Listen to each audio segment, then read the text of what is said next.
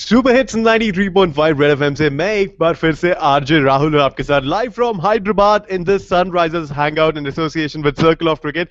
And today I've got here with me Jade. Hi, welcome. Hello, how you going? Good to be here. Good. Jade. Jade is the trainer for Sunrisers Hyderabad, the man behind the fitness and the training of the Sunrisers Hyderabad. We've also got Theo here with us. He is the physio for Sunrisers Hyderabad. How are you doing, Jade? Yeah, very good, thanks. Nice to be here. All right, so yeah, we've got the support staff, the people behind Sunrisers Hyderabad ka fitness out here with us in this Sunrisers Hangout. So also we've got some fans of Sunrisers here with us who are joining us out here, and we've also got Stain who's here. And a lot of fun, a lot of musty in this Google Hangout we're going to do out here. And let us quickly begin and let's have the introduction from our fans out there. We've got Rahul here with us. Hey Rahul. It'd be great if you could introduce yourself. Can you hear me? Hi.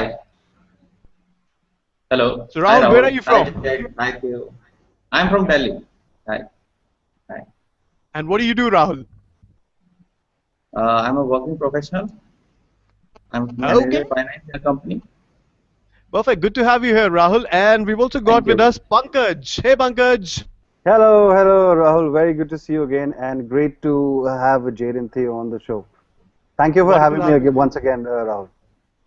And we also have with us Priyansh. Hi, Priyansh. Hi Rahul, actually I am an aspiring cricketer from Delhi, so I think I'll get more to learn from this hangout. You're going to get a lot of fitness tips from our experts out here today. So wonderful opportunity for you. So we're going to get quickly started, and I've got some set of questions for you. We're going to start it with Jade. Now Jade, you got to tell us how important is it, how important is the role of the trainer these days when every cricketer wants to be the fittest? I think it's very important these days, as opposed to in the past. The players now are playing so much and have so many international commitments. It means that they not only have a lot of days actually playing cricket, they have a lot of days travelling. A lot of days travelling means a lot of recovery days, and a lot of times they need to back up from one day to another. So basically, we've found the fitter the player is, the better they can recover from day-to-day activities as well as matches. So I think our role is becoming more important, especially with the introduction of T20 cricket. It means you've got players travelling around the world, working for different franchises, different teams, which means they have a duty of care to look after this person and basically return them in the same physical shape to which they left. So I'd say it's a big role, especially working alongside the physios and making sure the players are fit and ready to go each game. Okay, and Theo, your comments on that? I agree with Jared. I think there's, incredible demands, not only playing but playing after travelling. We've got 4 games in 8 days to finish off this tournament, and that's quite stressful for the players and for the staff. There's often little opportunity to sleep and rest. There's commitments like these and other sponsors events that take the time, and so getting the training and the fitness right is a very fine balancing act. Players have their fitness issues in order to be able to perform their skills, but they also have injuries that they've needed to recover from or to continue to rehabilitate. So getting the balance right between being rested, able to perform, being able to do rehabilitation and pre-rehabilitation to prevent injuries is a very challenging balancing act. And we're very lucky that Jade is part of our team, and we work very well together. We liaise brilliantly, and I think we've got it right. We haven't had, knock on wood, any injuries this season. And part of it is luck, but a lot of it is really good management and communication. All right, thank you so much for that. Now, how do you look to improve the fitness of young Indian stars who may not be as fit as international stars out there? We also have Priyansh here with us, who is an aspiring cricketer. So how do you look to improve the fitness of Indian stars? I think whether they're Indian stars or anywhere around the world, the players are basically treated the same. When they, for instance, the best thing I can comment on is maybe the Sunrisers and how we actually do it. Basically, when any player comes into our franchise, it's a big responsibility between Theo particularly and myself to actually screen the athlete. So when they come in here, and Theo can talk a little bit more about this when he gets a chance, but we will get the athlete and actually go through all their body mechanics, and Theo will test them, and we'll sit down together and go, this athlete A, B or C needs to work on this, as you've spoken about, prehab. They've had these injuries in the past, so they need to strengthen these muscles and so forth. And from that point of view, that gives us a good musculoskeletal sort of indication of where they need to be trained. I'll also take them away and do a little bit of a fitness assessment on them, so do maybe a 2K time trial, their skin folds, all that, look at their body composition, and basically, as Theo's already talked about, we'll communicate a lot about plans for each individual to increase their fitness. So one guy might be working on getting their legs stronger, another guy will be working on reducing fat, another guy might be working on increasing speed. So it depends on the individual and how they actually assess at the beginning of the tournament and their playing loads as to how much we can actually do and how much we can progress those athletes within that structure over the 2 months. A lot of these guys, they'll be doing mainly rehab, but a lot of them that aren't playing will be working more on their fitness. So it's a balancing act on allowing them to train and play at 100%, but also improving them and giving them the best opportunity to improve when we're not here. So I'll hand it over to Theo now, because he does a lot of the groundwork at the start in terms of assessing the individual. So Theo, do you want to add a little bit about that?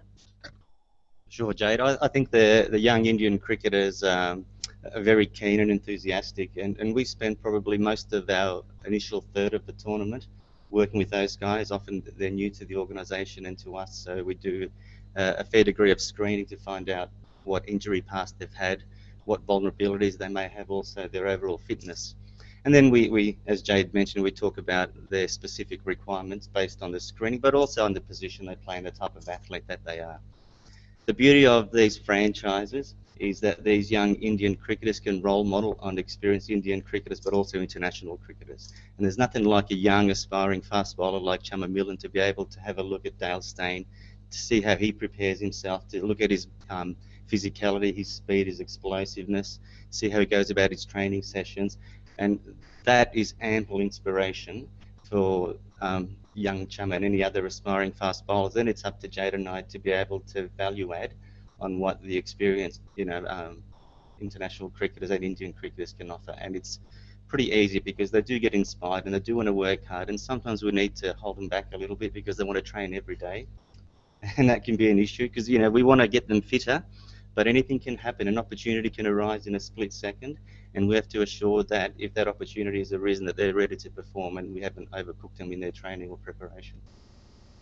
All right. You want to say something? Yeah, I was just going to add on to that with Theo. Like, a lot of the times in these real busy tournaments, it's not just actually getting the players fitter, it's actually educating them on how to become fitter as well, how to recover the best they can, how to prepare your body and your mind for matches, so you're not only physical ready but emotionally ready as well. So I think that's the biggest challenge we have as support staff, and that is actually getting that education across and hopefully value adding to their preparation when they leave. So I think it's a big part of it.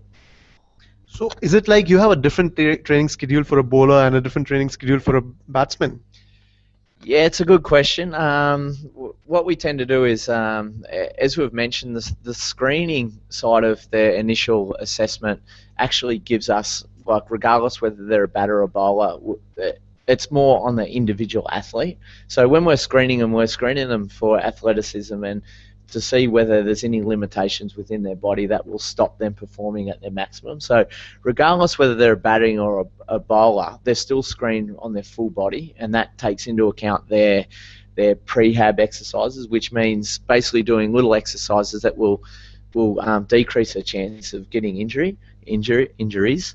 In terms of batting and bowlers in their fitness training, yes, they do train a little bit differently. The beauty about cricket is it incorporates different aspects. So regardless whether you're a batting or a bowler, you still need to field.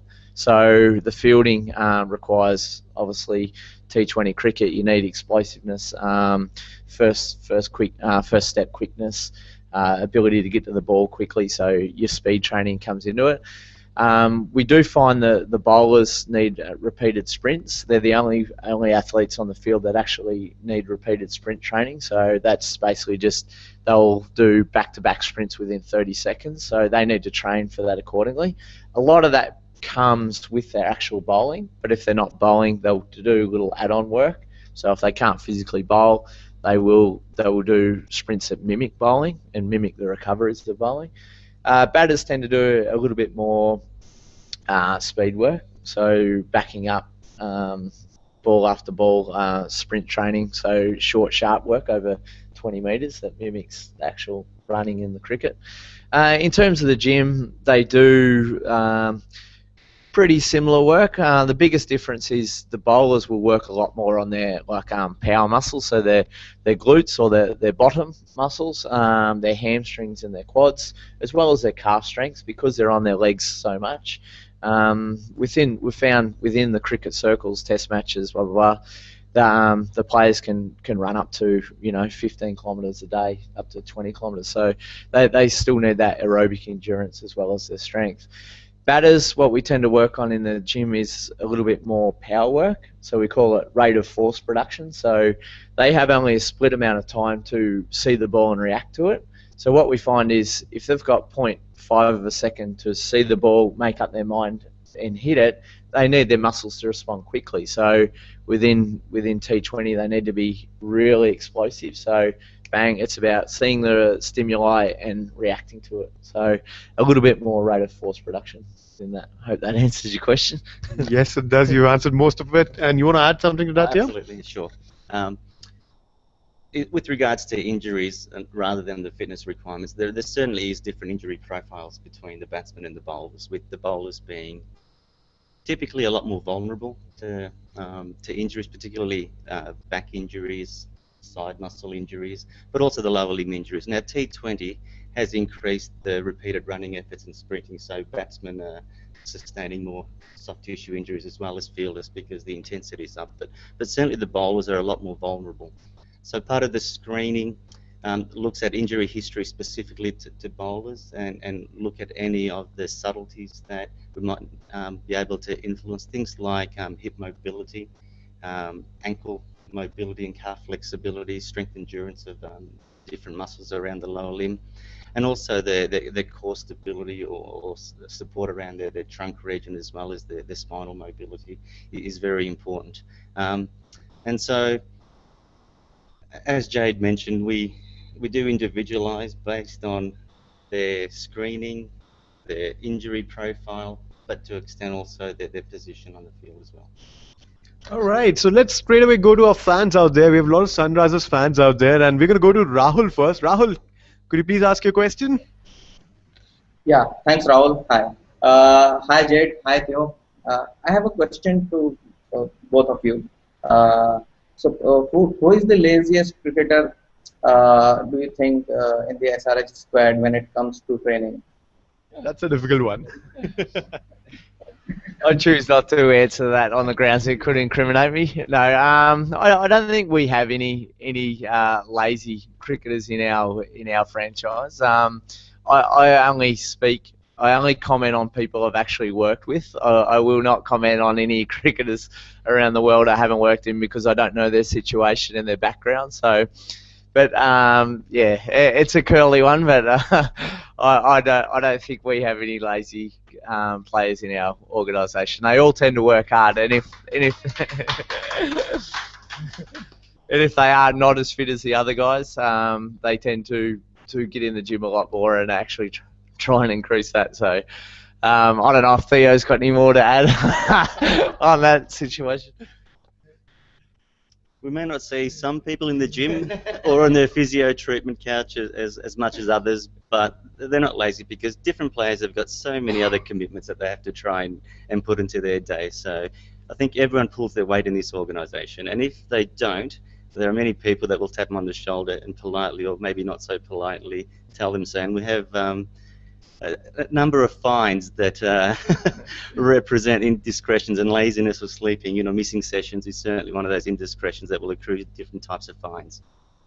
Okay, I want to ask this now. If Thank any you. of Thank the you. cricketer, thanks for your question, Rahul. Thanks, Rahul. If any of the cricketer is not turning up for the session, now do you have any such, punishment or something, or any kind of exercise you make them do the next day when they're back?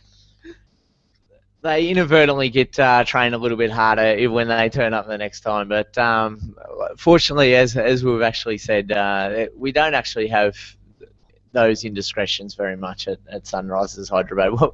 What we do find is that sometimes people do sleep in and or are late to the bus for training and stuff, and they will be fined accordingly. We have a great fine system where the players will get together and we punish them for little indiscretions, and that adds up over time. I think the best way to hit a lot of these guys is in the hip pocket with their money, and they're very protective about their money, so that one seems to work. But they definitely get trained a little bit harder at times, unknowingly or knowingly.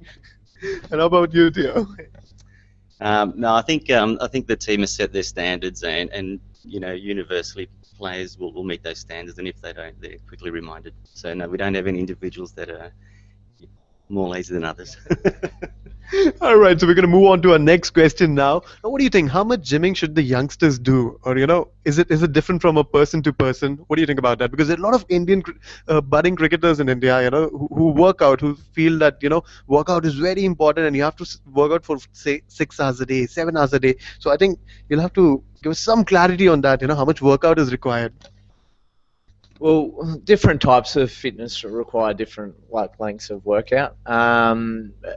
I would never have anybody working out for 6 hours a day. The thing with working out and getting stronger and getting fitter is, and a lot of people overlook this, it's the recovery side of it that actually allows you to progress more in your training. So what we say is we stimulate the muscle, that gets broken down, and then it's the actual eating and the recovery time which makes the muscle stronger before you can actually train it again. So as we said before, a lot of our job is educating this, and we do see people have the belief sometimes that if they train every day they will get better and better and better, and it doesn't actually work like that.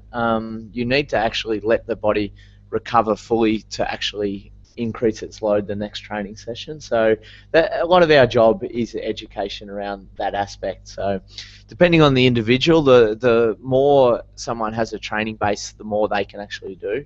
So we see this in older cricketers that can sustain longer bursts of activity. For example, test match bowlers that have a hardened body can actually back up longer and play longer and more consistently than a young guy that his muscles aren't quite as strong and don't recover as well, so therefore they break down a little bit more. So it does depend on the individual how much they can actually do, but a lot of our guidance is on proper eating, proper recovery, proper modalities of recovery. So after travel, we're doing the pool sessions, doing the stretching sessions, having the massage done, getting assessed consistently by Theo so he can identify if they look like they're getting injured, feedback from their recovery sessions, telling us when we need to rest players. So that's a big thing. We just don't get them in the gym and run them and then wait till they break. We try and maintain their fitness levels so they don't break, basically. Yeah, I'm sure you're going to agree with that. Absolutely, and also, it's a very open-ended question about how much you should do. I think any kind of conditioning plan, or plan is the word, you need to know what you're trying to achieve from every session. Every session is an opportunity to get better, and if you're not getting better, then you're wasting your time. So you need to have a purpose, you need to have a plan. Training's often periodized, so you need to work on certain things for certain times before going on to other aspects of your training. And so it takes a fair bit of coordination to get that right. And so I think any young cricketer should seek some professional advice, someone that they trust and they believe in, and figure out what they're trying to achieve, devise a plan, stick to it, but also evaluate how their body's feeling. So we often do something called welfare monitoring, which is looking at how the athletes feel on a day-to-day basis, or sometimes less frequent, depending on how you can do it. And we look at their sleep quality, their general soreness, their tendon pain, their levels of fatigue or stress. And those kind of things can be indicators for whether they're pushing themselves too hard and maybe they need to decrease their training. And you can do it formally. The Australian cricketers have an internet-based welfare monitoring program, so they can be monitored all around the world. But you can also do it intuitively as well. When you wake up in the morning, you ask yourself, how do I feel? Was I rested? What is my level of life stress? How do my muscles feel? And if the answer is, I'm not feeling so great, maybe you should skip that strength training session or power session that you wanted to do that day because someone else is doing it.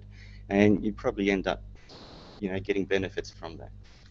All right, with this, we're going to go to our next fan out there. We've got Priyansh here with us. Hey, Priyansh, could you please ask your question? Yeah, so my question is that who is the fittest cricketer of Sunrisers Hyderabad?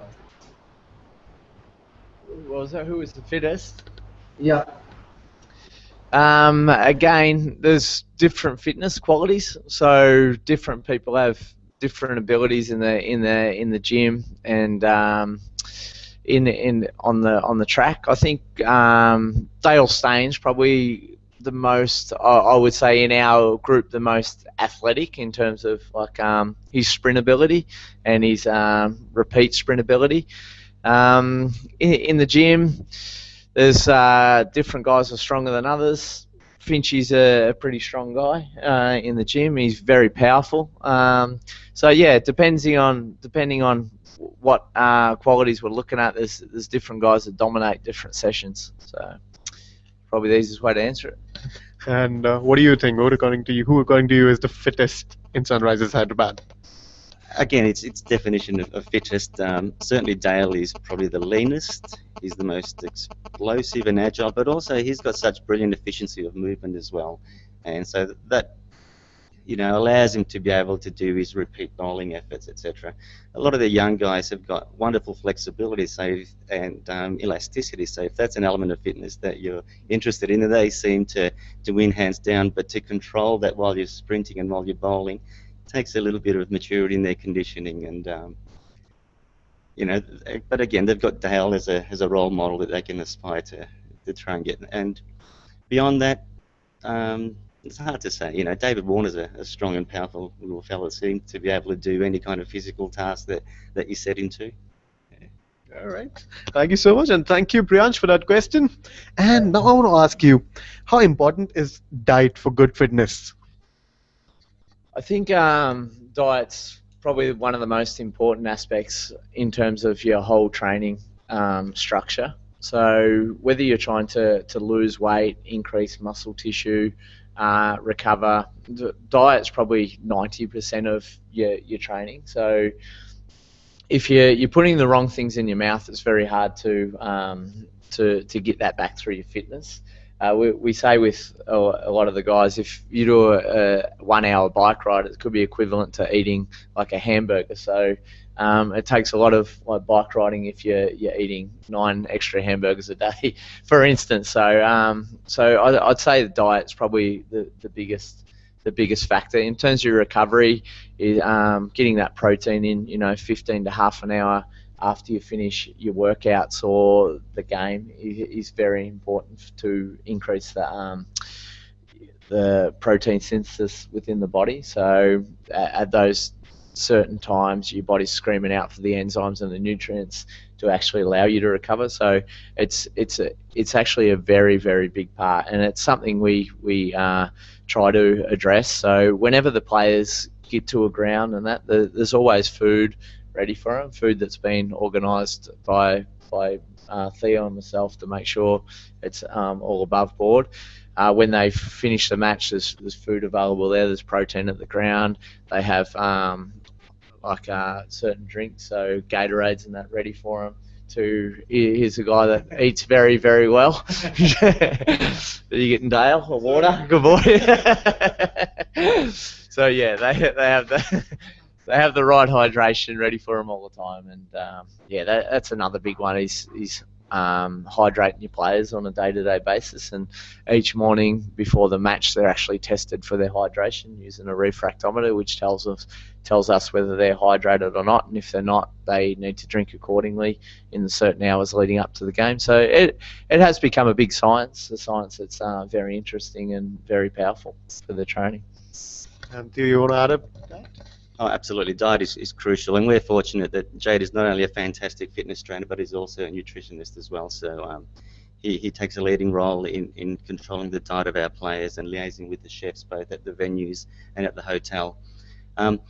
Diet for everyone is crucial. Food is not only fuel, it allows for muscle recovery, but it also allows for proper immune function, which is crucial for avoiding injury. And I guess real foods should underpin a proper diet. Where possible, get your dietary requirements from real foods. There's a lot of shortcuts with supplements, and it's a massive industry, and they do play a role, particularly for very, very intense type of sports that go over a long period of time. And we certainly use nutritional supplements, but I would probably suggest that for most athletes, if they can have a balanced diet with real foods, fruits, vegetables, lean meats, the typical pillars of a good diet, that it will improve their athletic performance. All right, now in a country like India where you've got a lot of mouth-watering dishes, in Hyderabad you've got Hyderabadi biryani, you go to Delhi you get paranthas, you've got dosas. How do you manage to control the diet plan for a player? Well, it depends on the individual. A lot of them have that already done. So if we test an individual and their skin folds are brilliant and we find they're recovering good, we don't tend to muck around with their diets because they're already all over the nutritional aspect of the diet. So, but for the guys that are a little bit overweight and need a little bit of education, well then we usually sit down with them and educate them. As I said earlier, education is a big part of our role, especially getting youngsters in that may not have had an insight into the challenges within international cricket. And so we tend to have worked with a lot of international athletes and a lot of athletes from different backgrounds. So you tend to get a gauge of what they need to do, and it's usually the mistakes that are made worldwide. So a lot of it's just too much food at times. So that's what we get the balance right. It doesn't really matter what you're eating. A lot of the times it's how much you're eating. So we'll just tweak that and give them a gauge of in intake versus expenditure, and that usually puts them on the right road. And if not, we train a lot. But again, it's an education thing. Okay, do you face the same challenge with the players? Have you come across something? No, not really. I mean, we have a culture of improvement, and part of that is we educate them on what they need to do both with their fitness and with their diet. And if you have regular monitoring and you're accountable for what you do, then they usually come into shape. Now, what's your favorite Indian dish? Indian dish, I love lamb biryani actually, and the lamb on the bone. I really enjoy that, and I eat that regularly. Now, I'm sure you keep a control on your diet. Now you have a biryani right in front of you, and you've got that healthy salad out there. How do you tend to control? I don't want that biryani today. I want to eat that salad. How do you control? I eat the biryani. Is that the same with you, Theo? Oh, absolutely. And I'll go to the gym for an extra half hour. So yeah, 30 minutes extra workout if you eat that biryani out there. And with this, we're going to go to Pankaj out there. Hey, Pankaj, can we have a question, please? Absolutely. Thank you for this opportunity, Rahul. Earlier Jade ducked a bouncer by invoking his right not to incriminate himself. I hope he doesn't duck this one. I know for a fact that Indian athletes, running doesn't come naturally to them. But maybe it's a culture thing, I don't know. But it doesn't come naturally to us versus probably the international stars. Have you faced, both of you, Theo and Jade, that this is a sort of a problem that you have to address often with young Indian players, domestic or the Indian national players? Or do you think, no, it's different, they are equipped to be runners as well?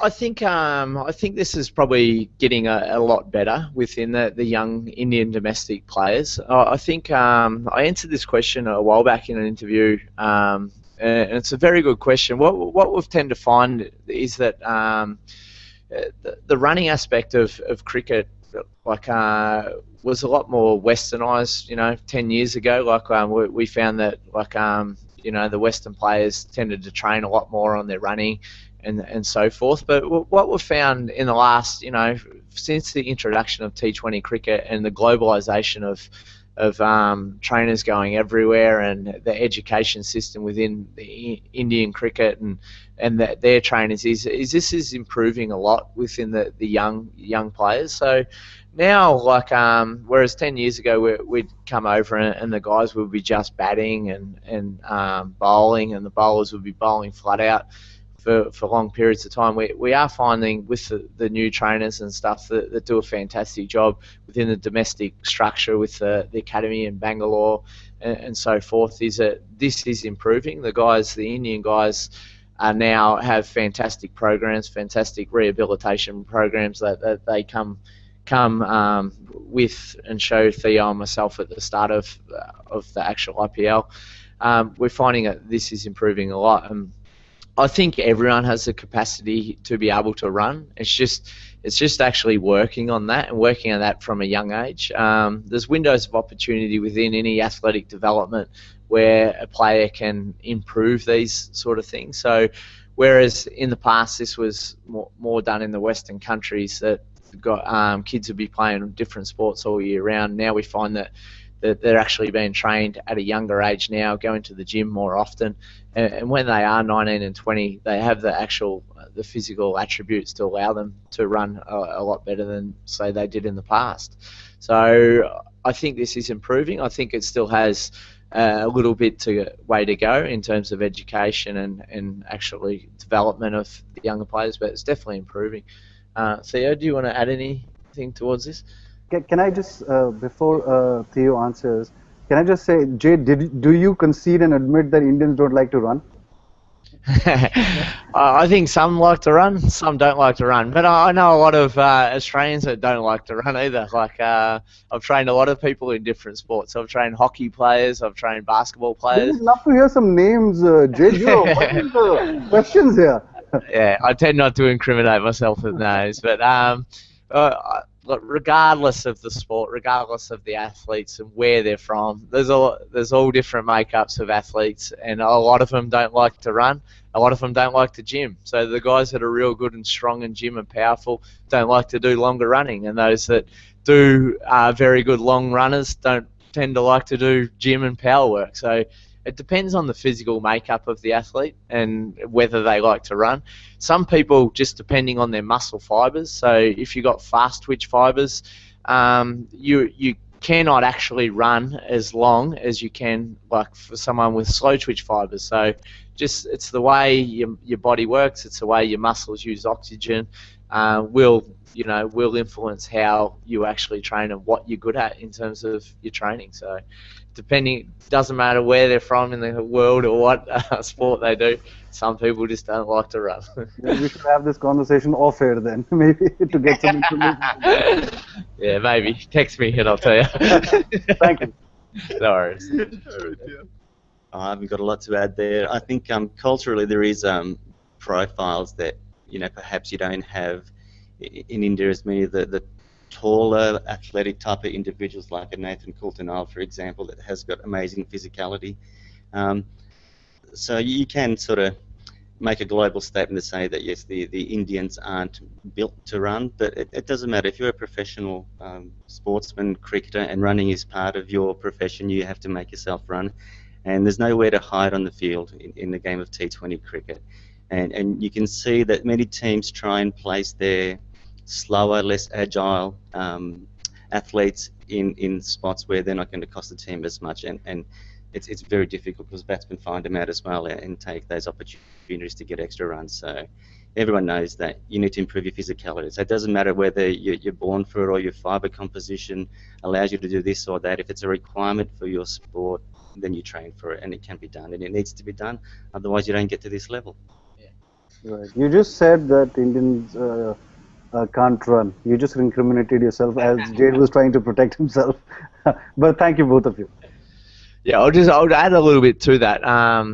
What we're finding now is, whereas as Theo said, these players were accepted in the past. What we're finding now is that if two players are very similar within their running style and stuff, or sorry, within their batting or bowling, if there is a decision made on selection, a lot of the times now, because 5 or 10 runs may mean the difference between winning or losing, is that the other athlete may be chosen just solely because they're a better fielder and a better mover, but have better agility and speed in the field. So what we're tending to find now is it's in the best interest of the athlete to actually work on these physical capabilities to allow them to become better and more selective worthy, could probably say.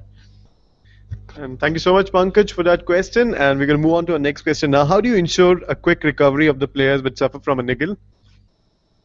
Well, Theo could probably address this one a little bit more, but depending on the niggles, the treatments will differ. But we try to any time they're injured, and Theo can add more to this, is basically getting the ice onto their muscles to stop the swelling, and basically getting the right nutrition into them, and the day after making sure they're doing all their recovery protocols, whether it be ice baths straight after the match. We put the guys in 5 to 10 minutes ice baths after the match. If they're not doing that, they're doing a pool recovery in the morning after the match or post flights and stuff, just to give them every opportunity to improve. And also, if they do have a niggle, then they're working on that in the gym. So a lot of shoulder work, a lot of eccentric work in the gym to improve their muscle tissue strength and that sort of stuff. But there's probably an area that Theo could talk a little bit more about. I reckon the most crucial thing is to get an accurate diagnosis. So have a good chat to the athlete, if possible. Watch the video footage of an incident, if there was an incident. Once you have an accurate diagnosis, then you can start your plan. And if it looks like it's a joint sprain or a muscle strain, then Jade mentioned you do your basic first aid kind of care with relative rest, icing, compression, elevating if it's a lower limb injury. And you want to try and minimize the negative effects of inflammation, but inflammation is positive for the healing environment, so we're very cautious about using medications as well that restrict the inflammatory response. But then once that acute sort of issues have been addressed, early movement, early functional movement is crucial. And so we need to give the athlete confidence to move. We need to set the parameters for them to move safely. So we need to control the loads. We've got pools that are wonderful in nearly all the hotels that we work in. So we do a lot of our early rehab in the pool, where loads can be, particularly weight-bearing loads, can be carefully controlled. And then we make a plan and we stick to it, and we monitor the athlete, daily, sometimes twice daily, and go from there. We use a lot of supportive strapping and bracing where needed, and orthotic control. You see a lot of athletes wearing the kinesiology tape, which is the coloured athletic tape. Its benefits being debated and researched, but it seems to give athletes confidence to move. It gives them a little bit of extra proprioceptive feel, so they're more aware of their injured part, and it seems to work a lot better. And again, anything that gives an athlete confidence to move, to not be fearful of their pain and be too distressed, they seem to get better, because movement is often healing. All right. Okay. Now, you've been in India for a long time now. Have you learned any of the Hindi words out there? TK. TK. You got it. Jade. Oh, wow. Thank you. What about some of the colorful words that the young cricketers might have taught you? I can't say on this one. Okay. All right.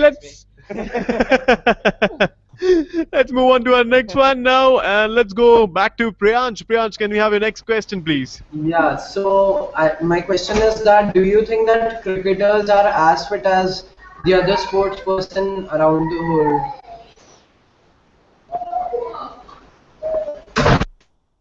I work a lot with Australian footballers back home, and I think globally the Australian footballers are a lot fitter.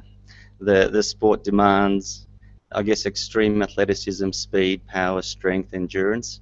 But in saying that, it's not undermining the specific skills and fitness that cricketers need. There are some cricketers that could transition quite easily into the demands of that kind of sport, but there are many that probably can't, because if you're not 6'2" plus, you can't play that sport. If you can't run a beat test of over 14 or 15, you won't be able to play in that midfield. But that's sort of a question that's not really that relevant. Every sport has its own demands. Cricketers are becoming a lot more fit because their fitness is important to be able to make them competitive, because it's not just a skill-based sport now. You need to have superior fitness to be able to apply your skills repeatedly without fatigue, without loss of performance at the end of the day, where a lot of things happen at the end of sessions where fatigue starts to play, whether it's mental fatigue or physical fatigue. And so, international cricketers are reaching higher standards, and the Indian cricketers have to meet them, as do cricketers of all nations.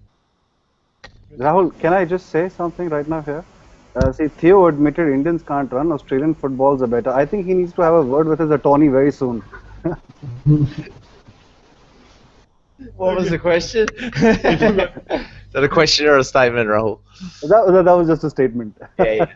Thank you for your statement. I'd agree with Theo on this one. I don't think you can compare different sportsmen of different of playing different sports, because that's why they play those sports, is because they have the physical attributes that actually allow them to excel within that area. Talking to Dave Warner last night, he grew up playing tennis and cricket, so he had a choice whether he goes for tennis and cricket. The fact is he was never going to be he was never going to be 6 foot tall, so he would never ever be able to serve at the pace they could serve at, so he chose cricket because he has the physical attributes for that sport. So I think cricketers are getting fitter, but they do possess exactly the right fitness for their sport. At the end of the day, cricket is a skill-based sport with intermittent bouts of physical activity. So they don't need to be able to run 30 kilometres a day. They just need to be able to be fit enough to actually take the demands of the sport and to allow them to recover. So we find that a fitter body recovers better than an unfit body. So they have the required fitness that allows them to play the sport. All right, thank you so much for that question. Yeah. You want to say something? Yeah, I just said thanks. Thank you. I'm sorry, your voice is cracking. Could you repeat that? I just said thanks. Thanks. All right. Thank Okay. you. That was a broken thanks, so we couldn't hear what. All right. So with this, now the weather condition in India, it's a hot Indian summer. How do you ensure that the cricketers they stay hydrated throughout the game? Well, we make sure they're hydrated before the game has started, and Jade alluded that they all get their have the urine tested in the morning to make sure that they've got adequate hydration, and if not, there's a hydration plan for the day. Unfortunately, most of our games are late at night, so they've got ample time. And then we have to make sure they have every opportunity to sip and take fluids as they can. So you'll see all the guys that are substitutes will be running a variety of fluids to the guys that are playing. At every break there's water and the electrolyte solutions that go out there. So it's to educate them to be hydrated before they start, and it's usually not the day off but the day preceding that they need to start on that. And then to take frequent opportunities to sip fluids non-stop. And afterwards, sorry to interrupt, we don't measure their fluid losses. If we did, we'd say recover 150% of what you've lost. But the principle is there. They will rehydrate as much as possible after. Sometimes with a celebratory beer, but we don't. We actually enjoy that. Okay. Did you want to say something? No, I think Theo's covered most of that. Like we said, we test them, take the urine, their first pass urine of the day, assess that. Usually the darker, so if you don't have a fancy instrument for all those people out there, it's pretty simple. The darker your urine is in the morning, the more dehydrated you are. So if you've got clear urine and you've been drinking a lot the day before, it's usually an indicator that you're actually hydrated. But as Theo said, other ways you can actually assess your hydration during a match for the club players and stuff is as simple as weighing yourself before you go out to bat or bowl, and then when you come off, weighing yourself. And the difference is the actual weight that you've lost in water. So 1 gram of water equals 1 mil. So if you've lost half a kilogram, that's 500 mils. To replenish that, it's 150%. So 750 mils you need to drink, and you're on the way to rehydrating. So there's some pretty simple things that we actually do, and we educate the guys on, the colour of the urine, how to increase like their hydration through different like sports drinks and different salts that actually hold the water better into you. But the more you actually train out in this, the better you become adapted to climatisation and actually allowing your body to recover and be hydrated out in the ground. Okay, with this we're going to go on to our next one now. Can we have the next question from Rahul, please? Yeah, sure. My question is to Jade. Hi, Jade. Yeah. So, Jade, who do you think you enjoy training with the most from this squad? I'm not sure if that was clear. If you could just repeat the question. Yeah, Jade. I asked, who do you enjoy training with the most from this squad? From this team? Yeah. I enjoy getting Ishant Sharma into the gym and training with him. I think he's a fantastic trainer. Ishi works probably the hardest out of any of the guys in terms of making sure his body's 100%, and that goes unnoticed a lot.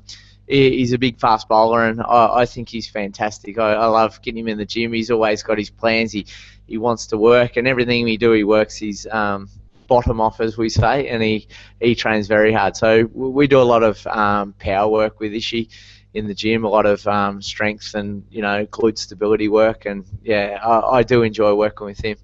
There's other guys I like running with because I can beat them, but no, there's different guys I like working with. Finchy's a really good boxer, so I like doing boxing training with him, and a few of the young guys. Charmer Milne is a very good runner, so I like running with him. So there's different guys that I love training with, but I'd put Ishi down as one of my favourites. Okay, all right. Thanks for that question. Now, I want to ask you, how's it working with the players from different nationalities when it comes to IPL? I love it. I've was fortunate enough to work a role with international cricket with Sri Lanka, which I had the opportunity to meet a lot of these guys over the 4-year tenure. So having met them and spent a little bit of time with them to then be able to train them and to be able to train different athletes from different countries is always a thrill for me. I enjoy just the different personalities that you get with the training and being able to get the best out of them, being able to assess how they need to be treated to actually to get the best out of them. So yeah, I've enjoyed it a lot. How about you, Theo? I think it's brilliant, but at the end of the day, they're just people and they're just bodies. So once you get to know them as individuals, it's just Dale rather than Stain, the superstar, and same with Darren Sammy. So it becomes pretty easy. They're just wonderful people, and it's a pleasure to be able to contribute to what they do and to the team's success. All right, thank you so much. And can we have a next question, Pankaj? Thank you, Rahul. Guys, Jade, Theo, a lot of emphasis these days is being put on the mood of the dressing room. If the lighter the mood, the more relaxed they are, the better they are expected to perform. My question to both of you is, how much of a role do you guys play as the support staff and the team men behind the scenes in making that environment very chilled out and relaxed, and how do you guys do it? Now, Theo is going to answer that for us. I will, because Jay is going to be too humble in answering this. That is a fantastic question, and it's a crucial element in the organisation that you have and in the culture that you want to try and bring. There's a lot of stress and anxiety in performing at this level, and it's very important that the athletes have a chance to relax, to have good humour. They know what their expectations are. They have it upon themselves, and they certainly get it from management and from the fans. And it's something that's very carefully cultivated, that we have a positive environment, a friendly, a humorous environment, but when business needs to be on, that everyone concentrates. And everyone has a role in cultivating that environment, and Tom Moody plays a crucial role in setting the theme. And we have significant roles to play there, and fortunately Jade has got numerous skills. He's not only a trainer and a nutritionalist, he's also a comedian and a news presenter. And we have some wonderful meetings where the players get a chance to laugh and unwind and just be able to relax and get ready for what they have to do.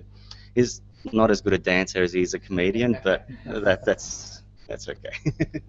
That's interesting. Now, I want you to answer that question. How do you do that in the dressing room? No, I think Theo's answered the question pretty well there. I don't think it's solely just anyone's responsibility there. As he mentioned, we have a very, very good backroom team in terms of support staff. I think we complement each other very well. There's certain guys that are very serious. There's certain guys that are funny at times, and I think you need that. You've got different personalities within a team that need to be approached differently. Some guys need to be left alone and game day, and other guys need to be relaxed, and other guys need to have a bit of fun. So it's about actually finding the different personalities and actually treating them accordingly when it comes match days and stress levels. But we definitely have a lot of fun at the Sunrisers. We have many nights. Tonight's another night where we'll all get together and play some games and have a really good laugh. And it brings the team together. It bonds the team. And I think our key role, not just as professionals in what we do, is to actually facilitate an environment that allows and fosters learning and getting the best out of people. And I think we do it very well. Thank you so much. Rahul, can we have a small skit or a one-liner from Jade now that Theo has mentioned about his comic skills? He's been ducking since the show began. It's the third time he's ducked the question. I think he needs to start pulling or hooking. Now you're getting 6 bouncers in this over. The problem with my role is I need a big audience to be funny. A lot of it's actually setting up. So I do a Jade Burgundy a news production, but it's a big thing where I need to be in character and stuff, and it's just way too much pressure to be doing it right now. So I'm going to pass on that one as well. All right, thank you so much, Pankaj. And one last question. Now you've been with IPL. What are some of your great memories? Why don't you share with us with IPL? I think is the biggest thing I've found with IPL is it's a big machine, and it buzzes along pretty quick, and we have some great team bonding sessions that I really enjoy. I think it's great to be able to get people from different countries and all just gel together and have a great time, on and off the field. I think we had a really strong bond last year, which has carried over into this year. But one of the better games I've been involved in was probably the game against Pune the other year, when we looked dead and buried, and Mishi got a hat-trick and we ended up winning the game, and I think that created a bond within the team that was very hard to break. So that was probably one of my best memories on field. Theo? Yeah, as you said, there's been numerous sort of bonding days that we've had, as just getting to know each other and having a good time. But in terms of games, I think when we made the playoffs last year, when Darren Sammy couldn't hit a ball of Sunil Narayan for about 2 overs, and we thought we had the game won, and then we all sat down thinking that we lost it, and then he hit a couple of sixes. That was fantastic. I think he brought out the Gangnam style dancing then, and we all had a go at it. And we did a lap of honour of the Hyderabad arena, and it was awe-inspiring. It was spine-tingling. It was a fantastic feeling then. It was amazing. All right, thank you so much for all these questions out here. Now for all you female fans out there of Sunrisers Hyderabad, they've requested me to, request you to, if you could show your muscles, We've got Bollywood stars who've got their muscles, but they're like, why don't Theo and Jade show us their muscles, and we're going to wrap up with that. Yeah. Only if you. Whoa, whoa! You know what, guys? I need to hit the gym. All right, so with this, it's a wrap from here. Thank you so much, Jade, and thank you, Theo, for joining us out here. It's a pleasure having you on the Sunrisers Hangout. No worries. Thank you very much. It's been a pleasure. Thank you. Thank you, guys, and this is Rahul signing off. Thank you very much. I hope you had a good time. Thank you. Thank you. Bye-bye. Thank you.